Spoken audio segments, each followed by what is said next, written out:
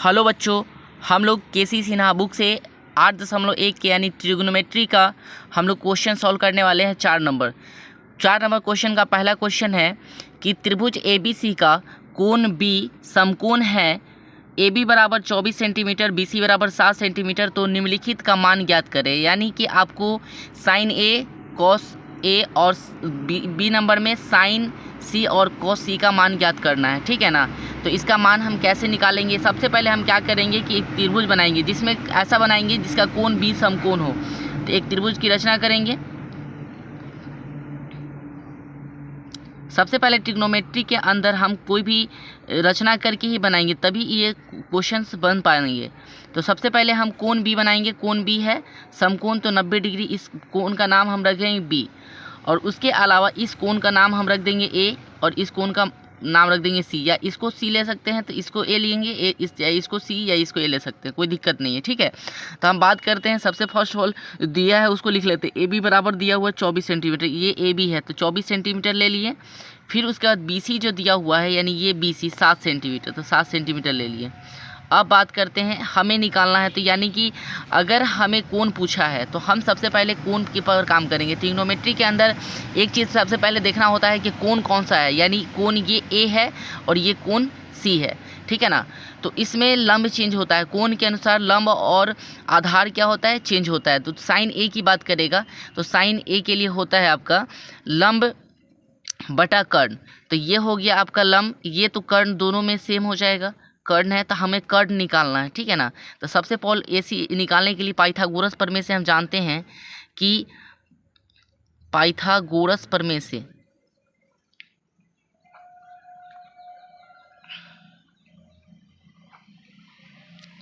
अगर हमें P पता है, P बराबर है अगर 7 सेंटीमीटर और फिर B बराबर 24 सेंटीमीटर है, तो उस कंडीशन में अगर हमें H निकालना है तो H के लिए फॉर्मूला होता है √P का स्क्वायर प्लस B का स्क्वायर। या हम AB या BC मान करके बना सकते हैं, AB का स्क्वायर प्लस BC का स्क्वायर, ठीक है ना। उस तरह से बना सकते हैं, ठीक है, कोई दिक्कत नहीं है। यहाँ पे दोनों का स्क्वायर कर लिए। तो जब किए तो यहाँ से आ गया मेरा 49 और यहाँ से आ गया मेरा 576, ठीक है ना। जोड़ने पर आ रहा है मेरा 625। 625 को अगर हम इसका ये करेंगे तो आएगा 25 गुने 25, यानी इसका वर्गमूल निकालने का प्रयास करेंगे, निकालेंगे तो 25 आ गया। यानी यहाँ पे हमारा कर्ण निकल गया 25। और इस दोनों कोण के लिए कर्ण हमेशा फिक्स रहता है, क्योंकि हम जानते हैं कि 90 कोण के सामने वाला जो भुजा होता है वो क्या होता है, कर्ण होता है। तो इस आधार पर हम कर्ण निकालिए, तो कर्ण के आधार पर हम साइन A निकाल सकते हैं। तो साइन A निकालने का प्रयास कीजिए। साइन A यानी कोण इसके लिए, कोण इसके सामने वाला जो भुजा होता है वो क्या होता है, लंब होता है। तो कोण A के सामने वाला भुजा क्या है, ये BC है, तो BC क्या होगा, लंब होगा। तो साइन A बराबर हम जानते हैं साइन के लिए P बटा H होता है। तो इस कोण A के लिए P कौन होगा, 7 होगा, तो 7, और H कौन होगा, तो H 25 होगा, तो 25, ठीक है। उसके बाद हमें निकालना है कॉस A। कॉस A निकालना है तो कॉस A के लिए सबसे पहले हमको याद है अनुपात B बटा H होता है। तो देखिए A के लिए, कोण A के लिए, ये इस कोण के सामने वाली यानी कोण A के सामने वाला जो होता है कोण, यानी इस कोण के सामने वाली जो भुजा होती है वो लंब होती है। तो ये लंब है तो ये आधार हो जाएगा। तो आधार कितना होगा B, इस कोण के लिए 24, और H कितना होगा 25। ये निकल गया मेरा पहला कोण का, पहला का।